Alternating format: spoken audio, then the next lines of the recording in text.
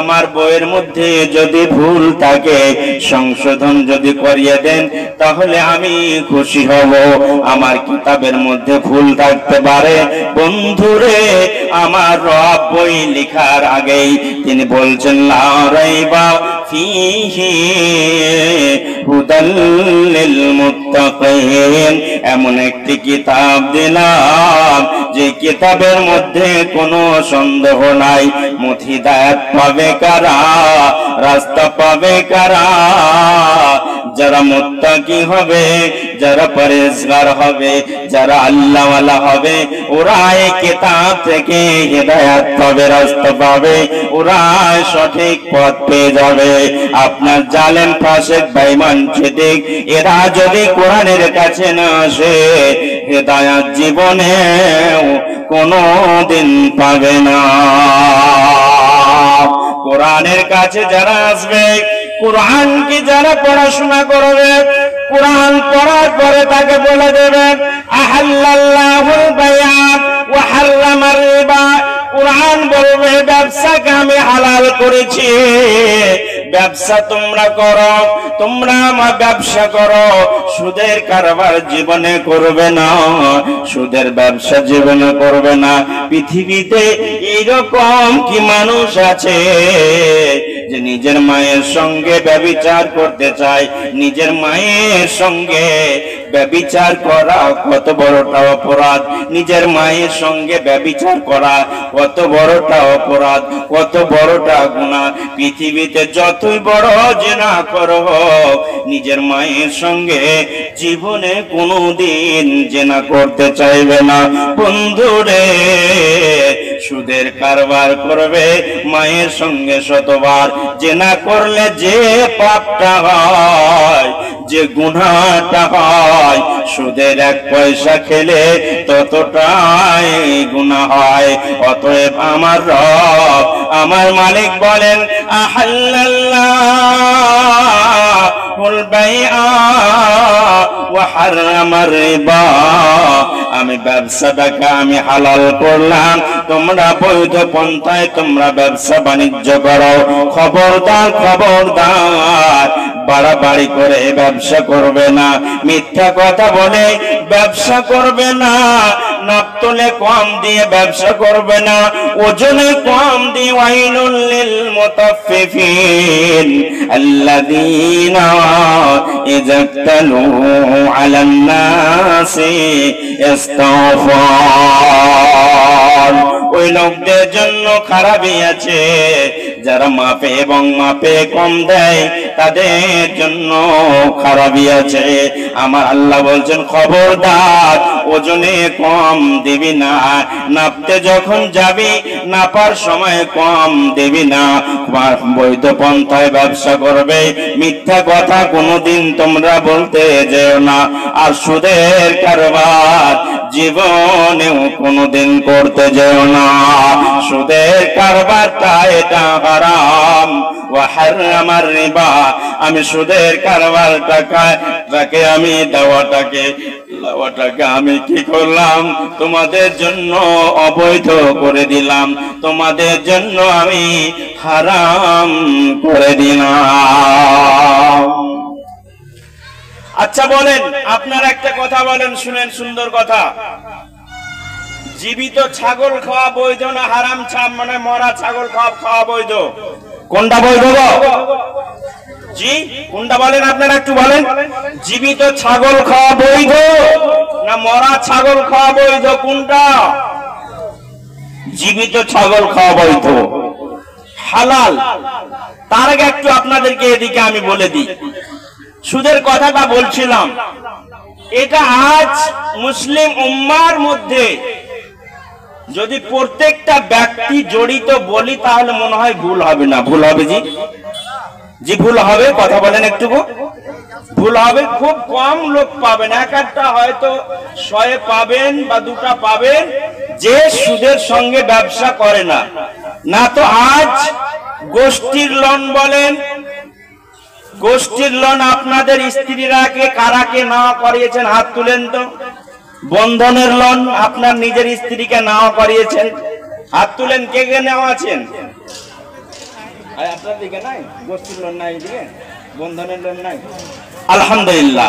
তবে সুদের কারবারটা আছে মনে হয়, ব্যাংকের আছে। আর এরকম মানুষ আপনাদের দিকে নাই যে আপনার একজন টাকা খাটাচ্ছে আর মানুষ নিয়ে যাচ্ছে, 1000 দিচ্ছে তো 200 টাকা নিচ্ছে বা 800 টাকা নিচ্ছে, এরকম নাই আলহামদুলিল্লাহ মাশাআল্লাহ, শুনে খুশি হলাম।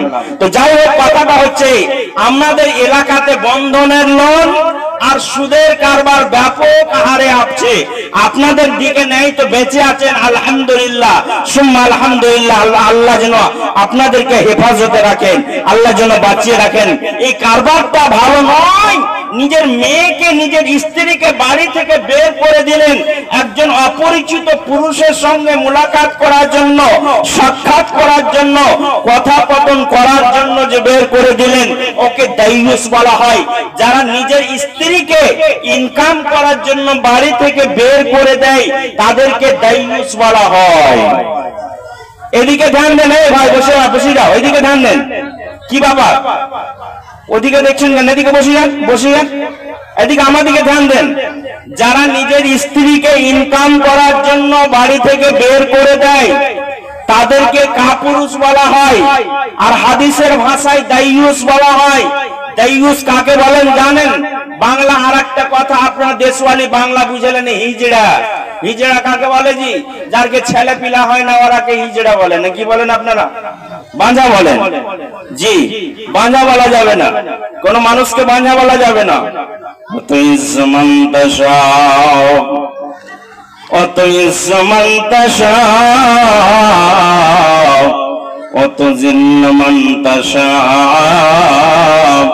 বিয়াদিকাল খায়র ইন্নাকা আলা কুল্লি শাইইন কাদির। বন্ধুরে, কাউকে বাঁঝা বা কাপুরুষ বলা যাবে না, কারণ মানুষটা ব্যথা পাবে। কিন্তু নবীজির ভাষায় বলেছে, যারা স্ত্রীকে বাড়ি থেকে ইনকাম করার জন্য বের করে দেয় ওদেরকে দাইয়ুস বলা হয়েছে, কাপুরুষ বলা হয়েছে। নবীজি বলছেন, তোমার স্ত্রীকে যদি ইনকাম করে খেতে না দিতে পারবে, উপার্জন করে না খেতে দিতে পারবে, তাহলে কেন তুমি বিবাহ করতে গেলে? আল্লাহ নবী বললেন, ইয়া মা'আশারাশ শাবাব মান ইসতাতা মিনকুমুল বাতা ফালইয়াতাজাওয়াজ। আল্লাহ নবী তিনি বলেন, ও যুবকের দল, ওরে যুবকের দল, ইয়া মা'আশারাশ শাবাব মান ইসতাতা মিনকুমুল বাত, যদি তোমাদের বাতের ক্ষমতা থাকে তবে একটা মেয়েকে ঘোরানি আপনার রানী করার জন্য বিয়ে করতে যাও। খবরদার, যদি তোমাদের বাতের ক্ষমতা না থাকে জীবনেও তুমি বিবাহ করতে যেও না, বিবাহ জীবনেও কোনোদিন করিও না। বাত মানে কি? বাতের 3টা তাফসীর করেছে। 1 নাম্বার হচ্ছে, যদি জৈবন শক্তি যদি আপনার থাকে, শারীরিক সম্পর্ক নেওয়ার ক্ষমতা স্ত্রীর সঙ্গে যদি নেওয়ার মতো থাকে, তবে মেয়েটাকে বিবাহ করার জন্য যাও। নিজের স্ত্রীর ভরণ পোষণ নেওয়ার যদি তোমার ক্ষমতা থাকে তবে বিবাহ করতে যাও। যদি মেয়েটাকে মোহরানা দেওয়ার তোমার ক্ষমতা থাকে তবে বিবাহ করতে যাও। খবরদার, খবরদার।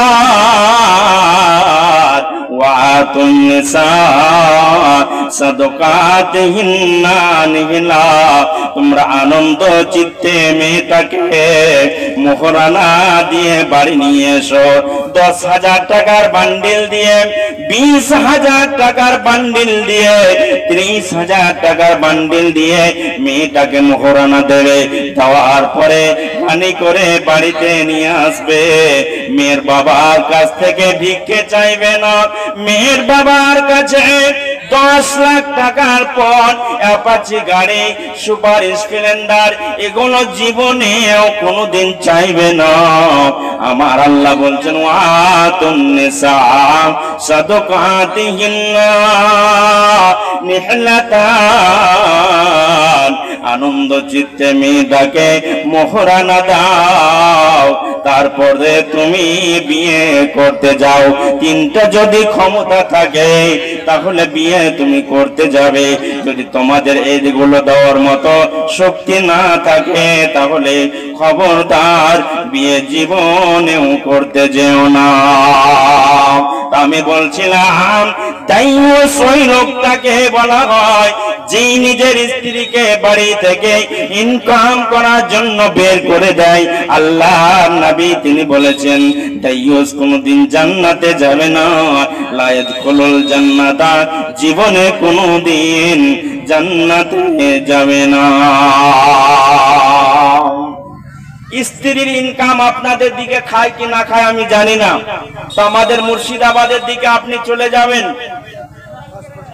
আমাদের মুর্শিদাবাদের দিকে চলে যাবেন, ঝাড়খণ্ডের মাটিতে চলে যাবেন, পুরুষ মানুষটা চায়ের দোকানে বসে ফুকুর ফুকুর করছে, মানে বিড়ি টানছে, বুঝতে পারলেন? অনেক মানুষ এইরকম আছে।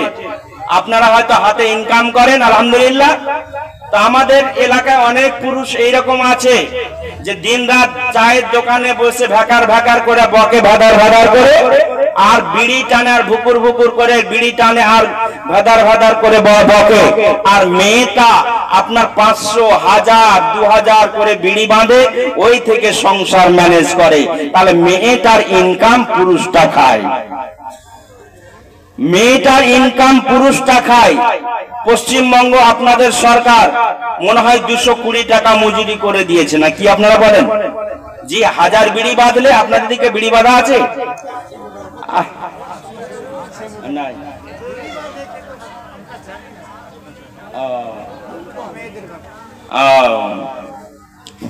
তো যাই হোক, আমাদের ওই এলাকায় বহু এরকম পুরুষ আছে।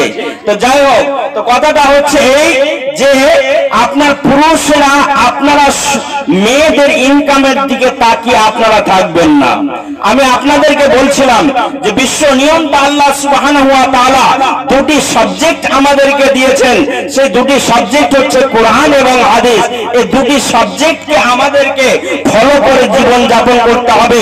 যদি আমরা ফলো করে আমরা জীবন যাপন করি, পড়াশোনা করি, তাহলে তো আমরা পরীক্ষা দিতে পারবো।